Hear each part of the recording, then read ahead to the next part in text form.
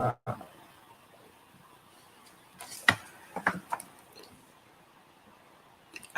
assuming I'm going. So good evening, everyone. My name is Leslie Anderson Rutland, and I am BMO Financial Group's Global Head of Enterprise Technology Employee Experience and a member of the Chicago State Foundation Board of Directors. It is my sincere pleasure to welcome all of you to tonight's program, Entrepreneurship, the Price of Creative and Economic Freedom. As race and equity move to the forefront of our national conversation in 2020, more attention has been driven and drawn to the funding inequities for Black and Latinx women founders. While the response has resulted in more funding, and you hear different numbers around 1 million or more, these entrepreneurs need additional funding to start and grow their business. And despite our response over the last 12 to 18 months, it still remains woefully under-addressed, with gaps ranging between $2 and $2.5 million in terms of startup capital for these businesses. These racial and gender gaps create unnecessary barriers to entry and handicaps the overall economic growth of not just the US, but globally, as we see the stymieing of the growth of these entities across the board. We all know that it's been written about time and time again, that when the playing field is level and participation is diverse, we have significantly better outcomes. And the amount of wealth creation in not just these targeted communities, but across the board could be substantially increased. Despite all of these barriers, these women entrepreneurs on our panel tonight have figured out how to fight and win in their respective fields. And I look forward to hearing from all of their stories of resiliency and ultimate paths to success. Thank you for joining this conversation. It is one of the many ways that we at Chicago State University celebrate and invest in our community. To ensure that we're able to continue making these types of sustained impacts in our community through the success of our students, please consider making a value donation at www.csu.edu/donate. Now it is my distinct pleasure to bring to the virtual stage my sister, soror, mentor in many different ways, and partner in crime in lifting up the greatness of Chicago State University, Andrea Zopp. Andy is the managing partner of Cleveland Avenue, where she's leading this very work, the work of investing in minority and women-led businesses throughout Chicago. She has a vast resume that includes both public and private work, most recently being the CEO of World Business Chicago, the deputy mayor for the city of Chicago, Cook County State Attorney's Office, and many other private and public companies. She currently is also sitting on the board of Relativity, the Henry Ford Health Systems, and as I mentioned earlier, she is a chair of Chicago State University Trustees.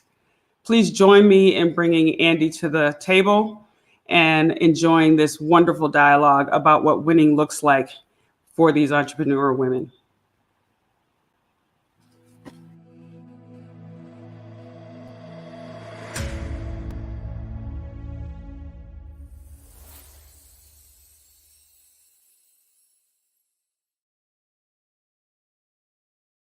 Introduction and for your awesome remarks. It is truly fantastic to see you, and I really appreciate all that you do for Chicago State and all that you do to support entrepreneurs here in the city. Everyone with us, thank you. I am so excited to be here with this incredible panel of entrepreneurs. We are going to learn so much. I find that when you're sharing the stories of people who are actually living the life, which is what you're going to hear, you can learn so much. And so I want to get right to it. And I'm going to start by introducing our entrepreneurs. Our first member of the panel is Christia Donaldson. Christia is the CEO and founder of Thank God It's Natural, whose products can be found in more than 10,000 stores nationwide, including all stores that you shop in, like Ulta and Walmart and Target. Christia started her company in 2015. She was after she graduated, she started her already incredibly successful company in 2015 after she graduated from Harvard. She was born in Detroit, and you're going to hear more about her story as an entrepreneur in a minute. But also, in addition to being an entrepreneur, Christia is an author, having published her memoir, "This Is Only a Test." Please welcome Christia Donaldson. Next, also, our next panelist is Isabel Rafferty. Isabel is the founder and CEO of Canela Media, a leading digital media and tech company. She is recognized in the industry for her avant-garde approach and success launching digital marketing companies. And she's regarded as one of the most accomplished Hispanic business leaders in advertising. Prior to launching Canela Studios, Isabel founded Mobius. I'm clearly messing that up. Mobius Media in 2016, a company dedicated to reaching U.S. Hispanic, and African-American audiences through mobile advertising. Please help me in welcoming Isabel Rafferty. Next up is Spring Capers. Spring is the owner and CEO of Spring's Place, the hair studio on the near south side of Chicago. Spring is a graduate of Chicago State University with a BS in accounting, and she serves on the Chicago State Board of Trustees. On the Chicago State Foundation Board of Directors. She holds a leadership role in Jack and Jill Associates Group, which raises awareness and provides programming supporting child development nationwide. Finally, our last entrepreneur for the panel tonight is Nichole Wilson, who is the co-founder and president of Everybody Eat, which is a company that manufactures products, has food products, manufactures and sells food products that have focus on those who have eating limitations on what they can eat. Their products have she's going to say this better than I do, which I should know. None of the 14 major allergens or gluten, and they taste incredible, and she'll hear more about that. Prior to that, she had a successful career in business in a variety of settings, including at PepsiCo and also at Chicago Beyond. So please join me in welcoming Nichole, and let's get this panel started. Hello, ladies. Nice to see all of you. So glad that you could be here today. Hi. So what I really want to start with is, I think, a question everybody asks is, how did you decide to start your business and to go and be an entrepreneur and start the business that you're running right now? And I'm going to just start with my screen, and the first person is Nichole. Great. Thank you so much for inviting me, Andy. I'm honored to be here on this panel with these amazing women who I'm excited to learn from. My interest in entrepreneurship actually began from my father. My father is a serial entrepreneur, not like Trix or Apple Jacks, but over and over again. And so for me, I grew up always knowing I wanted to be an entrepreneur. So I carefully curated my career so that I could spend time gaining experience and skill sets in every single function of a business. So I started in investment banking, spent time in nonprofit, then went to PepsiCo, where I spent time in marketing, then strategy and mergers and acquisitions, and R&D. Then after that, spent some time in tech. And then just before joining Everybody Eat full time, was in an impact investing at Chicago Beyond. And so it has been an exciting journey that some would say was the road less traveled, but it has put me in the right place, which is where I am now, fully prepared. And our company, as Andy, you did a great job. We create food that's free of the top 14 allergens in corn. And our mission is to give everybody a seat at the table. And we mean that literally and figuratively. And so came to the business. My co-founder has an autoimmune disease. My kiddos have severe lactose intolerance, and we wanted to give everybody an opportunity to share delicious food together. So our focus is really on not just making food that's free of the allergens and corn, but food that's delicious, so that when you come to the table, you actually stay a while. Oh, that's fantastic. And I do want to tell you all that the food is delicious. Particular, they've got snack crackers, and then particular, they've got these crisp breads that are, I'm seriously addictive. It's a problematic for me.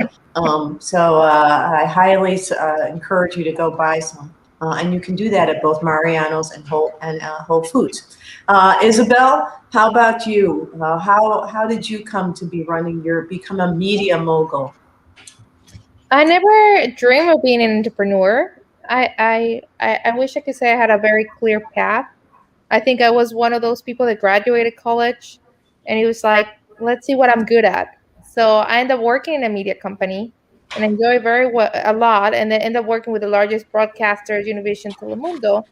And then it was given the opportunity to launch a startup. And when I had the opportunity to launch that startup and see it grow very quickly, and I realized how good I was in building things from scratch, I said, I can do this again. So then after that, I decided to launch my first startup, and we did fantastic. We got acquired within a year, continued as the CEO for 3 years. And after that, you become a serial entrepreneur. You get addicted, the rush, the excitement, the growth. And that's when I launched my third startup, which is Canela. We've been 2 years in the market, and we saw a huge void in our market, the Latino market.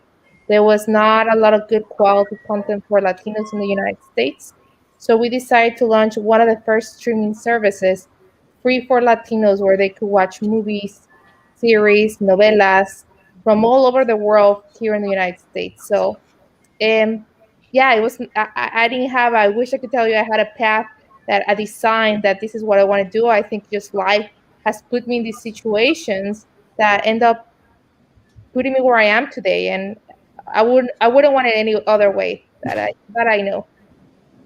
Terrific, thank you. Spring, how about you? Hi. Hi, Spring. How did you end up running your own business and doing all you do to help keep us looking so fabulous, keeping so many people in Chicago looking fabulous and fly? Oh, thanks. Similar to Nichole, my father was a serial entrepreneur, and on my mom's side, my aunts were hairstylists. So they were part of the Great Migration North, and it was where they could find work being independent. So when I went to college, and you're in college, you don't have the money, you start doing everybody's hair in school, and it was just easy and natural for me to do. So kind of coupled with an accounting degree and artistic part, it was easy to own a salon because I knew the number game. But the biggest thing was developing stylists. You can only do so much. I mean, as good as I get, like, in the 80s, I used to do about 100 heads a week, but I can't, that's a lot. So I was able to develop stylists. I was able to build people in their solopreneur business and develop 10, 20, 30 stylists throughout the city just from working in the salon and teaching them, how to manage their money. Because when you are in such a small business, you have to do everything. So it led me to always owning a salon and creating stylists. So I'm definitely doing now. And it's the oldest entrepreneur business for African American women. So it's a lot. Awesome. Thank you. Christia, you are also in the making people look fly business. So tell us how you started your company. No, that's a great question, Andy. And it's so nice to meet all of you ladies. When I graduated from Harvard Law School, I was in the midst of going natural. This was around 2003. And back then, there were very few products on the market for women who were looking to wear their hair in a kinky or curly hairstyle. And on top of this, I was starting my first job at a very prestigious law firm. And at that time, and in this era, Black women, and particularly women with curly hair, would always get the message that you need to have straight hair in order to be considered professional in these type of environments. And that just stuck with me, if you will. So instead of, perming my hair again when I was in the midst of this transition, I opted to wear a wig to this first job in order to be viewed as professional. You have to think about, I was growing up in a time where Claire Huxtable was an example of what a Black female lawyer looked like. And so I modeled myself after her. Unfortunately, I tell people after the end of my first year, the feedback I got on my review was that I was not, whatever their definition of successful law firm material was. And that experience stuck with me because I felt like I made so many sacrifices, not only to work hard, but to compromise who I was as a Black woman, my beauty standard. And I left there and I was like, I'm going to fix this. I'm going to fix this for myself. I didn't know I was going to fix it for so many other people, but that was kind of my inspiration. So I left there, wrote a book, traveled around the country. And when I would meet women, they had fallen in love with the story, with the information in the book. And they were like, where are the products? And that was what ultimately motivated me to start TGIN. So I hear some themes here. Everybody was kind of passionate about what they do. Everybody, is doing something in terms of their business that they really care about. So let me just ask the next question. And because you all are so passionate about what you do, it kind of feels like maybe it's kind of like what I say about ice skating. It looks a lot easier. It sounds a lot easier. It looks a lot easier than I know it actually is. So let's talk a little bit about some of the challenges that you've been facing. So Isabel, can you share with us as an entrepreneur and starting your company, your various companies, what are some of the challenges that you face both in running the company, and you can run the gamut because I'm sure there were several. You can pick any one you want, from raising capital to being taken seriously in meetings. But share with us what were some of the challenges that you had to overcome and how you did that. Yeah, I think there's a lot of challenges being Latina and a female in a very dominated male industry, which is media. So it was very difficult when they launched Canela. I think I had a lot of people laughing because I was going through an industry where you only have Netflix, Hulu, and the biggest player. And somebody told me, what do you think you're going to do, little girl, to go after these giants? So I think I was perceiving the industry like a little girl that was just a little crazy dreaming about something, and they didn't take me seriously. It took me a while. So it was very hard to get capital at the beginning because of that reason. They thought I was just dreaming and I could not go after the big guys. So I decided to go after the people that knew me the best and knew that I was serious about this. So I had to raise at the beginning to launch my business just family and friends because I couldn't get funding anywhere else. And I had to put even personal assets in the line, everything I could to make this dream reality. It was very stressful financially. So it's not one of those, I hear people that use launch companies and there's money just thrown out them. That was not my case. I had to first prove that I was in the right path, and I had to put everything in the line. So I think that was the hardest thing, knowing that everything was in the line for this dream that I knew was possible, until I was able to prove that this was not a crazy concept. I was then able to get capital, but it was a year and a half that was very stressful financially, emotionally, but I was able to prove them wrong. And then the funds came. Amazing. After a year and a half, I had oversubscribed in my round, and people were fighting to invest. And it was just very interesting to see. I felt if I looked different, and maybe if I was a little older, or I would have been taken seriously, and I would not have to put so much personal sacrifice to make it happen.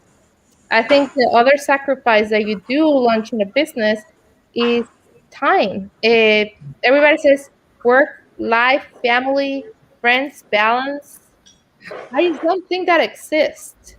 And who's telling you that? I don't know how they make it happen, but the reality is very difficult. You have to, if you want to pursue your dream, you have to be 100% on it. And there's not work hours. There's no limits to it. You're going to be on 24/7. So there is sacrifices. It's hard to see friends. because you're working all the time. It's hard to do cupcakes, homemade cupcakes for your kids' birthday party. You're running at the groceries at 12 o'clock, seeing what's still open and what's available, and making things just happen and balancing life. So it's not for everybody, but it's very rewarding when you're passionate about it. You're working for something you love, so you don't mind working until 1 or 2 a.m. and making certain sacrifices because you know where you're heading. Thanks. And I'm going to come back to that question about balance, because I think it is really important. It's important whether you're running your own company or not, but it's particularly important for entrepreneurs. Spring, how about you? What barriers have you had in running and trying to grow your business? Well, I've owned a salon almost 30 years. Hard to say that out loud, isn't it? You're like, what? But staying relevant and servicing women, that is a challenge. But like you said, our passion for what we do, and I'm passionate about creating a space for women of color to have in this country, because it is one of the few places we get to go to literally let our hair down and to speak freely and be ourselves. So always constantly, not being compared to European-based salons. It's a unique market that we are in to be taken seriously as a true profession. Most people are like, oh, you just do hair. No, it's a lot to all the hats you have to wear. I'm the IT person. I fix everything. I am HR. I am the media. I'm the banker.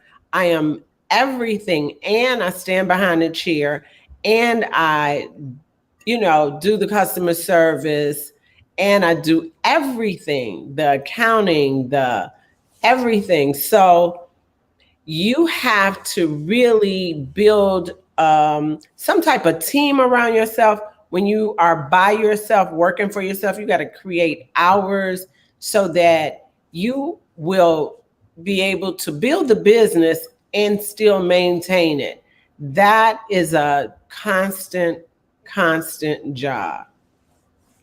Nichole, I saw you nodding, so I will go to you next. Are you feeling some of those challenges in running your own business? Oh my goodness, you ladies are killing me softly with your song. It's funny when you talk about the little ones. My son, I was working. He said, "Mommy, what are you doing?" And I said, "Honey, let me talk to you about cost of goods sold," because that's what I was working on at the time. He's 6. He didn't hang around for too long, but he did learn that we were able to shave some pennies off packaging. So I felt like that was a win. But I think as I think about the hurdles and challenges, one of the main ones has to do with raising capital. And Isabel, you touched on it. We learned that when men go to VCs and they sit across the table from investors, there's research that says the potential investors ask men how big it can be. But what they ask women is what could go wrong. And so whenever you are putting those investor presentations together, it is making sure that you proactively address the downside while making sure you are maximizing and highlighting the upside. And so you can answer all of those questions even before they ask them. Then they've got can listen and look at you under the frame of how big it can it be. And so we have that battle every single meeting. And sometimes you just start with the slide. Here's all the stuff that could go wrong. It's the risk factors. Let's throw them up front. Let's tell you we're thinking about them, our extensive plan to mitigate them. And then, sit back and enjoy the ride and let's be excited about this together. I think also when I think about another challenge for us, it's really resilience. And for me, it's really proving the naysayers wrong. When you, in our area of free from food, people automatically think it's free from taste. And so when we first started out, people said, well, you can't make food with those ingredients. So we did. Then they said, well, you can't make it taste good. I grew up in Frito-Lay R&D. It tastes good. Then they tell our team, well, you can't make it at scale. So we have just moved to a facility that's 10,000 square feet. Then they said, well, you can't sell it. We'll be in 600 stores by September. So it's continually just, when folks put those challenges up there, accept it as a gauntlet and run through it, because those challenges are going to come. So that is spoken like a true entrepreneur, right? So there's risks, there's challenges, and you just go running towards them. Yep. Christina, how about you? Are some of these challenges resonating with you? And are there others that you had to face as well? Absolutely. I think right now our biggest challenge is not financing, finding good people. You would think that it would be easy in a pandemic, but when you're trying to scale a company the way we are, it's like we don't have time to kind of hold people's hands. We need you to come ready. We need you to come passionate. We need you to come excited about bringing excellence in your A game. And I have very high standards. My team has very high standards. And so, I think that's one of the biggest things right now that is an obstacle for us, is just, finding those A players. When you find them, you hold on to them, you pay them well, you do whatever it is you can to support them. But it can be a very extensive process in terms of identifying people who can fit with your team, both from a cultural fit, but also from getting the work done and at its highest level. Thanks. I'm going to come back to that people point, but I just want to remind our audience that you can submit questions to, if you have questions for our panelists, to foundation@csu.edu.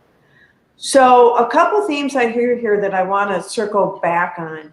One is this idea that, and when you first, particularly when you start your company, you're trying to grow it, you are the chief cook, the chief bottle washer, the chief, and this tendency that you have to do everything.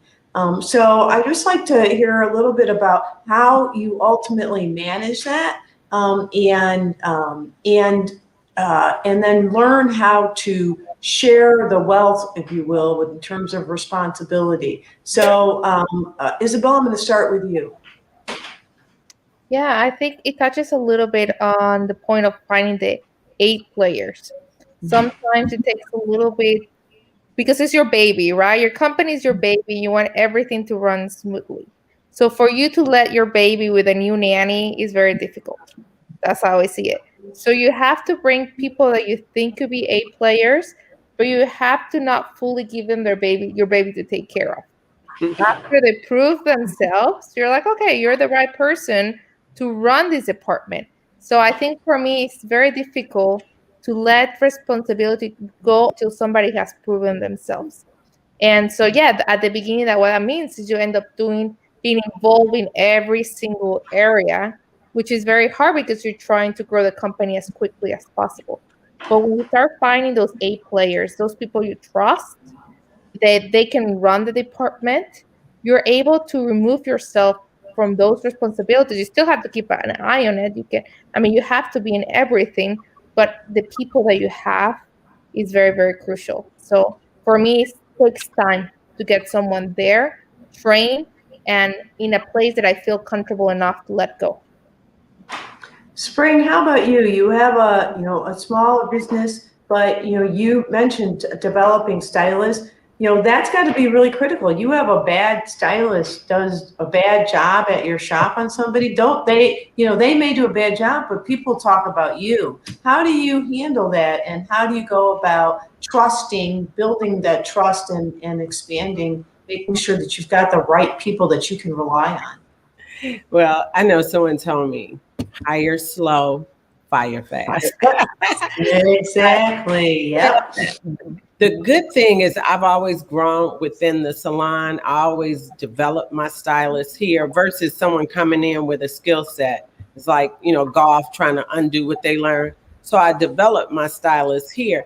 That has that, and it's the, anybody know with a clientele, that they can go and leave with the clientele. And I always say the client belongs to themselves. And it's an abundance mentality. It's a lot out there. It's plentiful. But the greatest thing that I did ever do, and going through different cycles in this industry, in the beauty industry, and seeing it change and seeing service change, because solo salons are huge now. But I like a team. I like a community. And I like for women to come in the community. But what I did, I got outside support. I got an executive coach, because when you're by yourself, you don't have a board, you don't have a shared responsibility or thought, and your girlfriend is only going to give you so much support and help.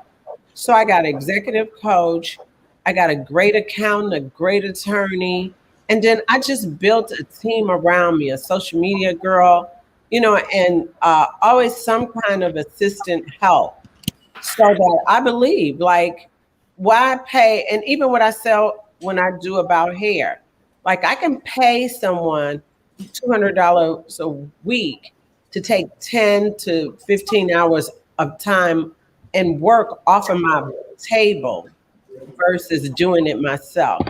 So I've appreciated, so I built my own corporate team just here and there. And so it helps support me and allow me to expand my creativity. So the importance of building relationships and finding people that you can trust and rely on and developing them sounds critically important to all of your success. But you also touched on something else, Spring, in there that I think is important that I'd like to ask anybody who wants to weigh in, and that was on the importance of feedback. You said you got yourself a coach, but getting feedback and having someone, whether it's a coach, whether it's a board, your board of directors or board of advisors, how have you ladies created an environment where you can get and access feedback and support? And has that been important to you in growing your business? And anyone that can jump in that has some thoughts on that.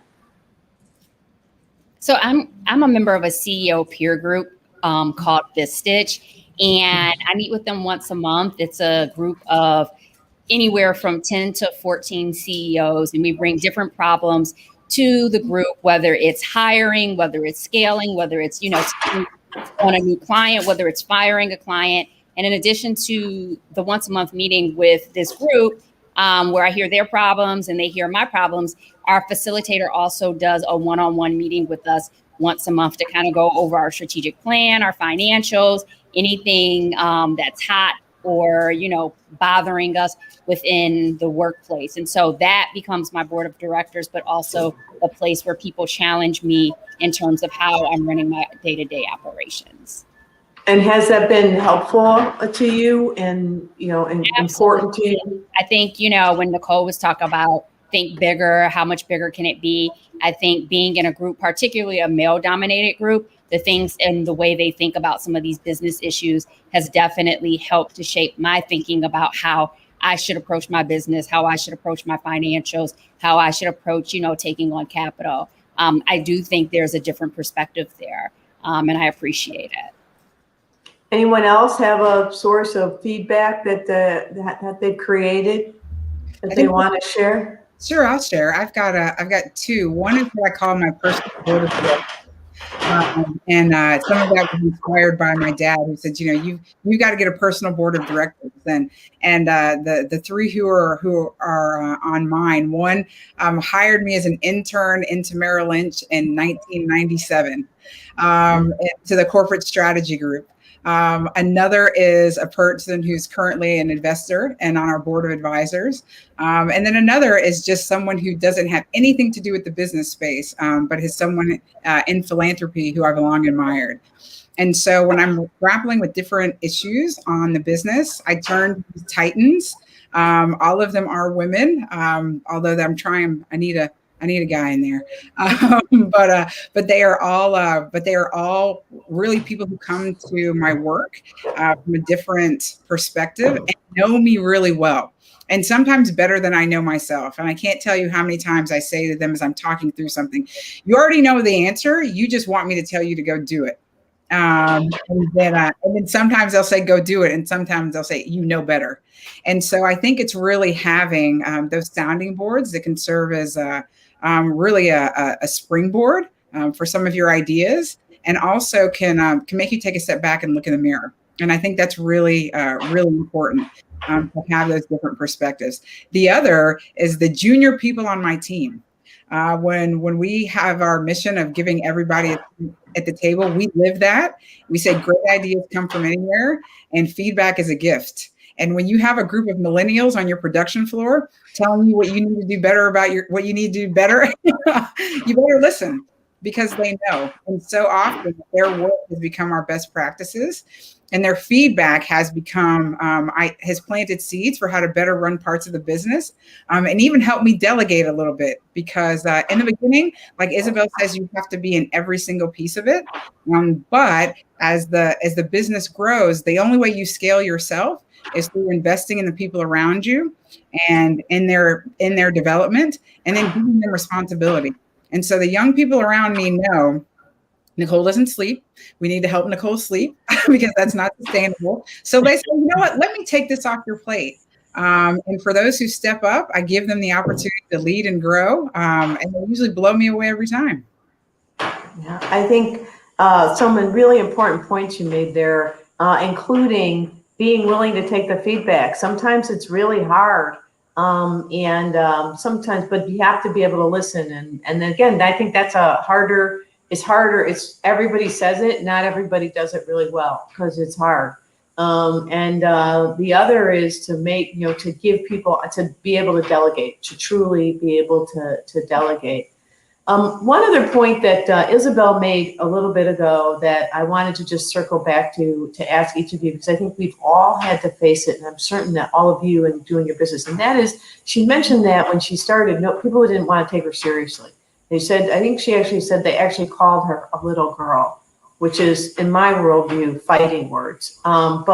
I just, what do you give some counsel to those who are out there? Because I think it could be relevant whether you're running your own business or just trying to get taken seriously in your job. What do you do and how do you act to make sure that people take you seriously, that they don't diminish you because of your gender, just because of your gender, your race? Christina, I'll start with you. Mute myself. So I think for me, it's just being extra prepared, over prepared. Like they say, as Black folks, we have to work as hard to be considered half as good. And so when I show up to meetings, I know my numbers. I know them inside and out. For it could be 18 SKUs, it could be 20 SKUs. When I go into negotiations, it's like I'm a lawyer by trade, but that doesn't mean anything in terms of negotiations for people who aren't. But it's like come with solutions. I come ready to think for the people or partners that we do business with, always being ahead in terms of where the business can go, where the relationship can go, and just kind of anticipating in terms of their questions, in terms of, like I said, shelf positioning, in terms of what our competitors are doing. And so, like I said, it's just being overly prepared, I think, is the way that I have been able to circumvent some of those type of situations. But when I have encountered them, again, knowing my stuff, knowing my data, and being firm when people come at me sideways, while maintaining a sense of professionalism, I think has ensured that I continue to be respected in this business. Isabel, how about you? I think you touched on it, but what do you do to make sure that they don't treat you like a little girl? Knowledge. I think she touched on it right there. Knowledge is power. So you're going to have to work harder and be the most prepared and learn so much. So when you bring those, you hit them with knowledge. And you're going to know, if you can show them that you know more than them, there's no other way. They're going to have to learn to respect you. And hard work, I think, also is not, I don't expect them to give me a credibility at the beginning. I think I always want my work to speak for itself. So if I don't get that credibility first, let me show you what I have created. So I think work speaks for itself and knowledge. So if they're not gonna want to give me credibility, I will show them that I deserve that credibility. So I think it's just you just have to understand not everybody thinks the way you want them to think, and don't let that stop you. And just be over prepared and work harder than anyone, and let your work speak for itself. Terrific. I think it might have been Oprah who said excellence is the best defense against against racism and sexism. And I think that's really what you're saying, that excellence really makes a big difference. So in a minute, I'm going to turn to some audience questions, but I have one more question. Well, I have a couple more. I have actually a lot more questions for you, but I have one more that I'm going to ask before I let the audience ask some questions. And that is, what's an important life lesson that you live by, that kind of guides you as you're going through running your businesses, that you think has been really important to helping you on the path to success? Spring, I'm going to start with you. The most important life lesson for me is just stay focused on why you are doing what you're doing. Don't go down anybody else's goal path for you, and come back to why you got into it in the first place, and test and see, are you still enjoying what you're doing? Is it still rewarding to you? It is an honor and a privilege to be self-employed. And I come back to knowing, like, yes, I want to be able to say and do what I need to do for myself, and not just because it's a trend happening or something new is happening. I have the same business. I have the same attitude I've had since the day I started my business. I give the same great service, and I care about my clientele. So I think I will be that way to the very end, and I'll feel good about it. So I do. I stay focused on why I'm here all the time. Yeah, I think that's great. Knowing what your why is. Anybody else have an important life lesson that helps guide them in doing what they're doing and doing it well? I think I actually say all the time. I mean, Spring, you said it. Know your why.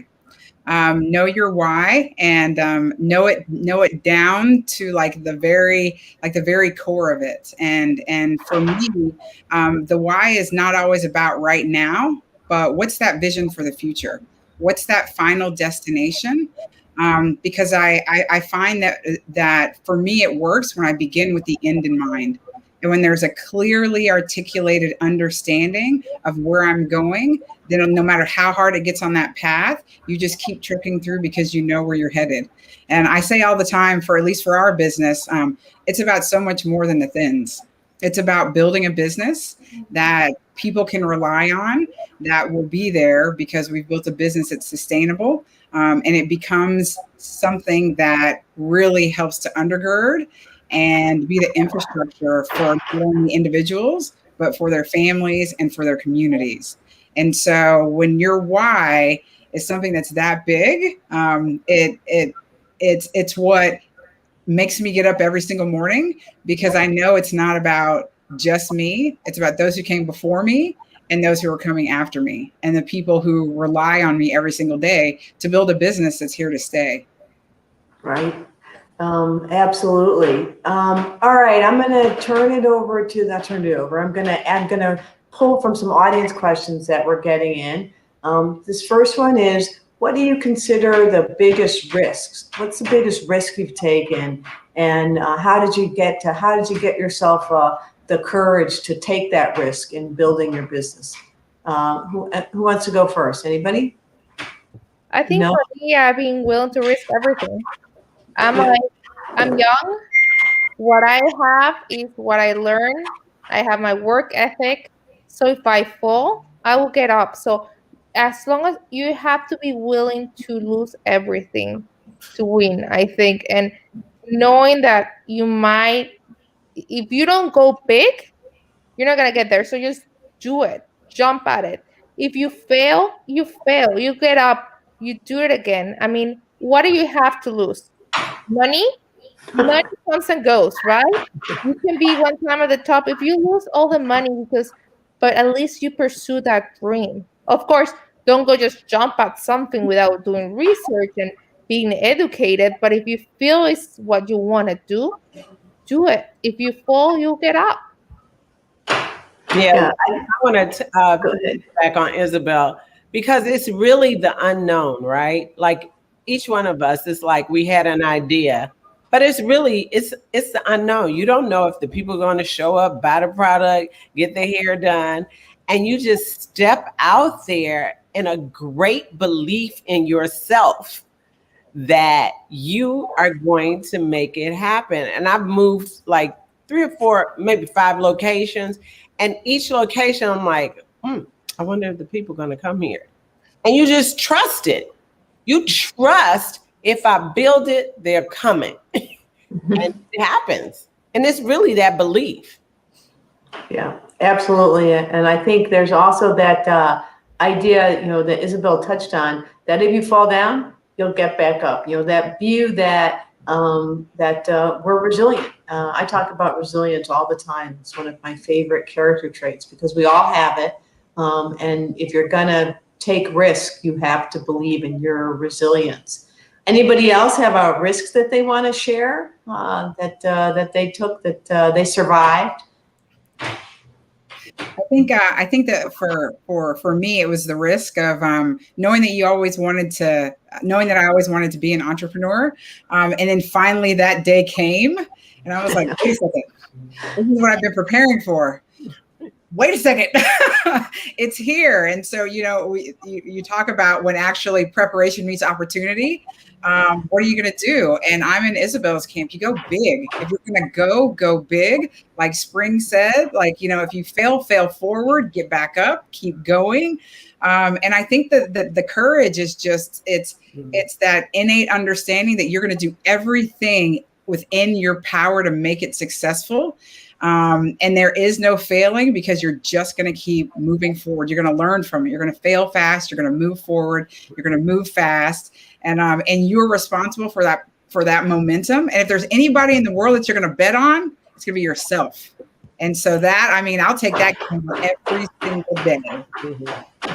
Yeah, it sounds like for each of you that a big part of the risk was just stepping out there and doing what you're doing, right? And having the belief in yourself to go start your business and make it happen.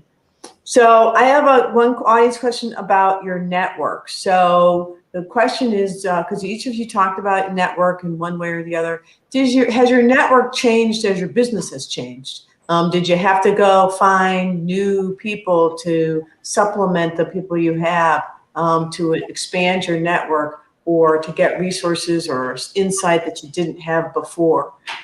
Christina, I saw you nodding, I think. Yeah, absolutely. I mean, I came from an entirely different industry, the legal field, into the beauty industry. And so with any business, relationships are super important. So I needed to, not only connect with my competitors or competition, which is great that is available to me in this particular space, because they have been very helpful in terms of me, choosing manufacturers, choosing packaging, how to deal with different retailers and the relationships there, because you're asked to sign a ton of paperwork and do a bunch of different things. But if you're not talking to other people, this is not something they teach in school, how to do business with Target or how to do business with Ulta. So you need to kind of talk to other people or learn as you go, and having that kind of network of other people in the business who, again, are my competitors has been extremely helpful in terms of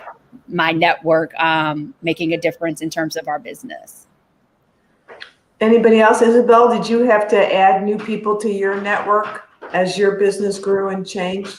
You know what? One of the things I found very helpful when raising capital is when you select the correct investors. They are so willing to help. And I think that was one of the key things for me, was not just take money for money. We were lucky enough to be in a situation where we could choose. And I was very, very diligent in who I chose. And I interviewed a lot of CEOs that they have invested. So when I found those people to invest in my company, they expanded the network to me. So I think the VCs have been the most helpful with their introductions and just really opening doors to amazing networks. So I think also it's important when you get capital, make sure you're working with people that give you something beyond capital. And I'll have to piggyback on Isabel and shout out Andy and the Cleveland Avenue team. I mean, when it comes to being an entrepreneur, fearless asking is one of the things that you've got to do. And I had made a connection with the wonderful Jason Mercer at Cleveland Avenue and let him know we are raising money in your backyard. And Cleveland Avenue is my dream investor. We got to have them in this deal. And then once we actually joined the portfolio as one of the Cast Us investments, it was then, to your point, Isabel, just the network. I mean, just the breadth of resources and really availing ourselves of the resources. And that fearless asking is raising the hand and saying, hey, we're about to move into a new place. Will somebody please look over this real estate contract with us? Mm-hmm. And then we had a great resource. Hey, we're taking a look at supply chain. I mean, you got to raise your hand and say, I don't know everything, but I know enough to know we can do this better. And really surround yourself with folks who are really invested in seeing you do well, and build that network. And I mean, I second everything you're saying, Isabel. If you've got the right investors and they've got the resources and you are doing what you should be doing as an investee, then them being able to open their networks to you is really just it's a game changer. Mm-hmm. So I have time for, I think, one more audience question, and then I think a wrap-up question. And the last audience question is there anything you would do differently, either from your school, is there education that you wish you had gotten? Is there a path that you wish you had gone down that you didn't? What would you do? Is there anything that about your journey so far that you wish you might do a little differently if you had to do it over again? I think I've taken more risk in terms of hiring more expensive talent earlier, as opposed to waiting, because it really does make a difference. They say you could get 250s, but you can get a 90 to do the same thing as 250s. That's what they say on CEO. And so sometimes the ability to kind of stretch and take that risk on the 90, it's like it can really propel your company to the next level. That's right. Anybody else do anything differently? Wow, that's awesome. So you guys feel really good about where you're at. That is terrific. All right. Well, we are almost, not quite, but almost out of time. It's gone so fast.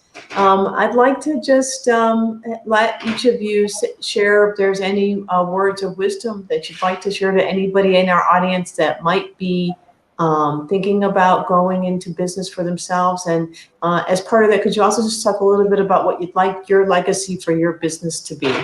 So Isabel, I'm going to start with you because you're at the top of my boxes. I think one of the things that is important, entrepreneurship is not for everybody. And I think, and that's one advice I do want to say. I think there's a lot of people that they dream about entrepreneurship, but it's not a skill set for everybody, and it's not suited for everybody.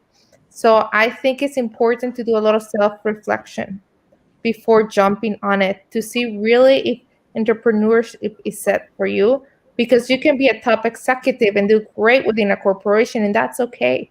You don't have to be an entrepreneur always. I mean, it's very, very rewarding if you have that personality that is set for that, but if not, you're going to be miserable. And so I think a lot of self-reflection, I think, is important before you jump on it. Don't feel that everybody was made for it. I don't think that's the case. And I see a lot of people fail because the personality was not there. I enjoy entrepreneurship, but I went in carefully. I wanted to make sure I had the skill set necessary to be successful. And when I was able to prove myself that, I went into it. And yes, it is the right path for me. But I guess just as wisdom, just be careful. And if it is for you, go full on. Don't worry about falling or making mistakes, you're going to get up because you have that personality of resilience. Nichole, any pearls of wisdom you want to pass on to our budding entrepreneurs? That, by the way, from Isabel, was a really good one. It is not for everybody. That's right. As Isabel, I agree 100%. And I think to the point that she makes, that once you decide it is for you, I think my counsel would be two things. One, become a student of your craft. And I think every lady here has mentioned it.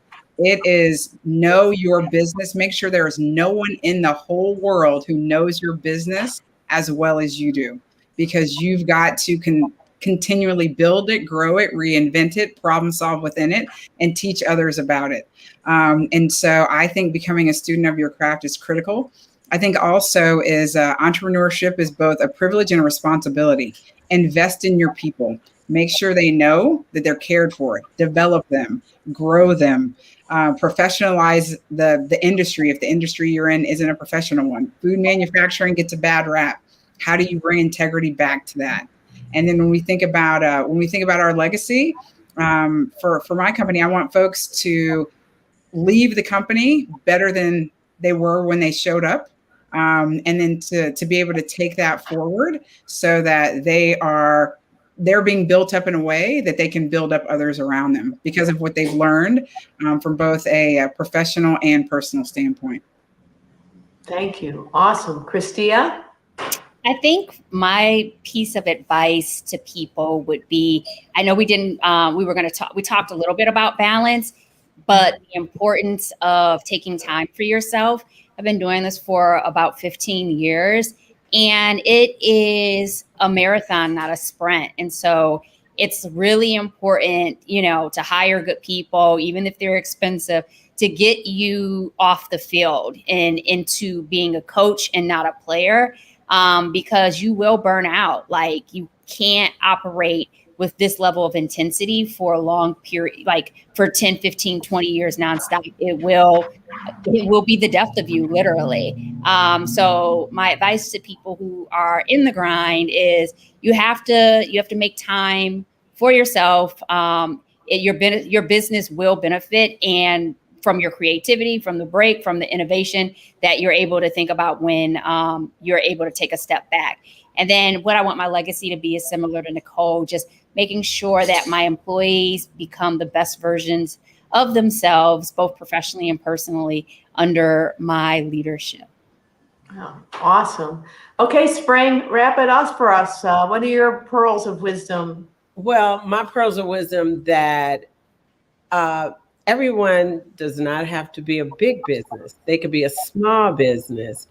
And if you are really good and build a niche for yourself, my goal is, and what I've done is taken what I do behind my chair and build my wealth through real estate. And it's like McDonald's, it's not about the hamburgers. So I would say there is space to take money, say under $1 million, and over time, you can build a wealth. Know your money more than as much as you know your product, because it's not all about being huge. There is a space for the big businesses, and then there's a space for the little bitty businesses too. And feel accomplished if you have a small business. And then if you know your money, you can take that money and grow your wealth differently. So I have had the freedom that we talk about balance. I've been able to raise my kids. I've been able to travel. And I have, like, every time I think about taking a job, I say, no, I can never do it off 8 weeks, 16 weeks a year. And I built my own time off. So you can take, if you make under $1 million for 30 years, that's a nice little money there. So it's a really great point. And there are so many businesses that we all know that we go to where they're not necessarily national brand names, but they're consistent, strong businesses that people have used to take care of raise their families, make investments, And so the important thing is to do what you do it well. Ladies, this has been amazing.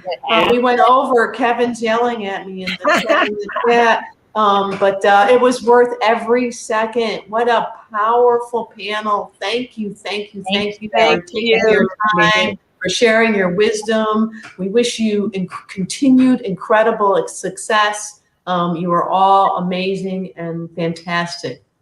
Everyone who's joined us tonight, thank you so much for being with us. I want to remind you that this event was put on by the Chicago State Foundation, which supports Chicago State University and is growing entrepreneurs and creating opportunities for students to build their careers and their lives. And if you were really moved by what you hear tonight, we greatly appreciate you think about making a donation, and you can do that at www.csu.edu/donate.